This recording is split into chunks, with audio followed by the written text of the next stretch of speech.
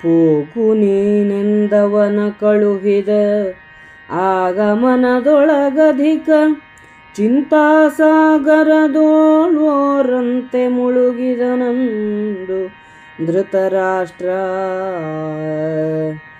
ಈಗಳಿನ ಸವಿಗಳುಪಿ ಮೇಲಣತಾಗನಿ ಅರಿಯನು ಕಂದನಿದ ಕಿನ್ನೇಗುವೆನು ಗಾಂಧಾರಿ ನೀ ಹೇಳೆಂದನಾ ಭೂಪ. ಅವರು ಕಪಟವನರಿಯರೇತನ ಹವಣ ನೀನೇ ಕಂಡೆ ಕರೆಸಿದಡವರು ನಿಲ್ಲರು ಗೋರಿಯಲೆ ಬಳಿಸಂದ ಮೃಗದಂತೆ. ಅವಗೆ ಬಹುದಪ ಕೀರ್ತಿಯೆನ್ನಿವನ ಕುಹಕವಲೋಕವರಿಯದು ಶಿವ ಶಿವ ಎಂದಳಲಿ ಮರುಗಿದನಂದು ಧೃತರಾಷ್ಟ್ರ. ಮುರಿವೆನೇ ಮುನಿದಿವರು ನೋರ್ವರು ತೊರೆವರೆನ್ನನು ತೊಡಕಿಸುವೆನೇ ತರಿದು ಬಿಸುಡುವರವರು ಕೌರವ ಶತಕವನು ಬಳಿಕ. ಹೊರಗೊಳಗೆ ಹದನಿದು ನಿಧಾನಿಸಲರಿಯ ಎನ್ನನು ಸುವಿನಲಿ ಹೃದಯದ ಸೆರೆ ಬಿಡದು ಶಿವ ಶಿವ ಎನ್ನುತ್ತ ಮರುಗಿದನು ಧೃತರಾಷ್ಟ್ರ. ಏಕೆ ನಿಮಗೀ ಚಿಂತೆಯಿಂದೆರಡೌಕಿದವು ದುಷ್ಕಾರ್ಯ ಸಂಧಿ ವಿವೇಕನಿಕರದಲೊರೆದು ಮೋಹರಿಸುಂದು ಬಾಹೆಯಲಿ.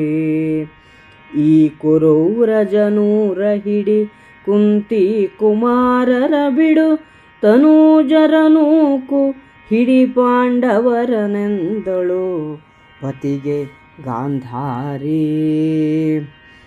ಐಸಲೇ ತಾನಾದುದಾಗಲೇ ಲೇಸ ಕಾಣೆನು ನಿನ್ನ ಮಕ್ಕಳೇ ವಾಸಿಗಳ ವಿಸ್ತಾರ ಮೆರೆಯಲಿ ಹಲವು ಮಾತೇನು. ಆ ಸಭೆಯ ಸರಿಸದ ಸಭಾವಿನ್ಯಾಸ ಶಿಲ್ಪಿಗರಾರೆನುತ ಧರಣೀಶ ಕರೆಸಿದನುರು ಸಭಾ ನಿರ್ಮಾಣ ಕೋವಿದರ. ನೀನು ಹೋಗೆಂದು ಹೇಳಿ ಧೃತರಾಷ್ಟ್ರನು ದುರ್ಯೋಧನನನ್ನು ಕಳುಹಿಸಿ ಚಿಂತೆಯ ಸಾಗರದಲ್ಲಿ ಮುಳುಗಿದನು. ಈಗಿನ ರುಚಿಯನ್ನು ಸವಿಯಲು ಮನಸ್ಸನ್ನಿಟ್ಟನೇ ಹೊರತು ಮುಂದೆ ಬೀಳುವ ಪೆಟ್ಟನ್ನು ಇವನು ಅರಿತಿಲ್ಲ. ಗಾಂಧಾರಿ, ಇದನ್ನು ನಾನು ಹೇಗೆ ಸಹಿಸಿಕೊಳ್ಳಲಿ ಹೇಳು ಎಂದು ಪತ್ನಿಯನ್ನು ಕೇಳಿದನು. ಪಾಂಡವರು ಮೋಸವನ್ನು ಅರಿತವರಲ್ಲ. ಇವನ ಯೋಗ್ಯತೆಯನ್ನು ನೀನೇ ನೋಡಿದೆ. ನಾವು ಕರೆಸಿದರೆ ಬೇಟೆಗಾರನ ಸಂಗೀತಕ್ಕೆ ಮರುಳಾಗಿ ಬರುವ ಜಿಂಕೆಯಂತೆ ಬಂದು ಬಿಡುತ್ತಾರೆ. ಮಗನ ಕುಹಕವು ಲೋಕಕ್ಕೆ ತಿಳಿಯದು. ಪಾಂಡವರನ್ನು ಕರೆಸಿದರೆ ನಮಗೆ ಅಪಖ್ಯಾತಿ ಬರುತ್ತದೆ. ಶಿವ ಶಿವ, ಏನು ಗತಿ ಎಂದು ಧೃತರಾಷ್ಟ್ರನು ಚಿಂತಿಸಿದನು. ಕೌರವನ ಮಾತನ್ನು ತಿರಸ್ಕರಿಸಿದರೆ 100 ಜನ ಮಕ್ಕಳೂ ನಮ್ಮನ್ನು ಬಿಟ್ಟು ಬಿಡುತ್ತಾರೆ. ಅವರು ಹೇಳಿದಂತೆ ಕೇಳಿದರೆ ಮುಂದೆ ಪಾಂಡವರು ಈ 100ರನ್ನು ಕತ್ತರಿಸಿ ಹಾಕುತ್ತಾರೆ. ಹೀಗಿರಲು ಏನು ಮಾಡಬೇಕೆಂದು ನಿರ್ಧರಿಸಲಾರೆ. ಮಕ್ಕಳ ಮೋಹ ಜೀವದಿಂದ ಇರುವವರೆಗೆ ಬಿಡುವುದಿಲ್ಲ. ಶಿವ ಶಿವ, ಏನು ಮಾಡಲಿ ಎಂದು ಮರುಗಿದನು. ಗಾಂಧಾರಿಯು, ನೀವೇಕೆ ಚಿಂತಿಸುವಿರಿ? ಈಗ 2 ಕಾರ್ಯಗಳು ಎದುರಾಗಿವೆ. ವಿವೇಕದ ಕೆಲಸ, ದುಷ್ಕಾರ್ಯದಲ್ಲಿ ಪ್ರವೃತ್ತಿ.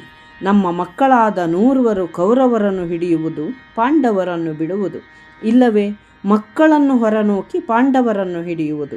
2ರಲ್ಲಿ ಒಂದನ್ನು ಮಾಡಿದರಾಯಿತು ಎಂದಳು. ಧೃತರಾಷ್ಟ್ರ, ಅಷ್ಟೇ ತಾನೇ, ಆದುದಾಗಲಿ. ನಿನ್ನ ಮಕ್ಕಳೇ ಹೆಚ್ಚಾಗಲಿ, ಮೆರೆಯಲಿ. ಹೆಚ್ಚು ಮಾತು ಬೇಡ. ಪಾಂಡವರ ಸಭಾಸ್ಥಾನಕ್ಕೆ ಸರಿಗಟ್ಟುವ ಸಭೆಯನ್ನು ನಿರ್ಮಿಸುವ ಶಿಲ್ಪಿಗಳಾರು ಎಂದು ಕೇಳಿ ಸಭಾ ನಿರ್ಮಾಣ ಮಾಡುವ ಶಿಲ್ಪಿಗಳನ್ನು ಕರೆಸಿದನು.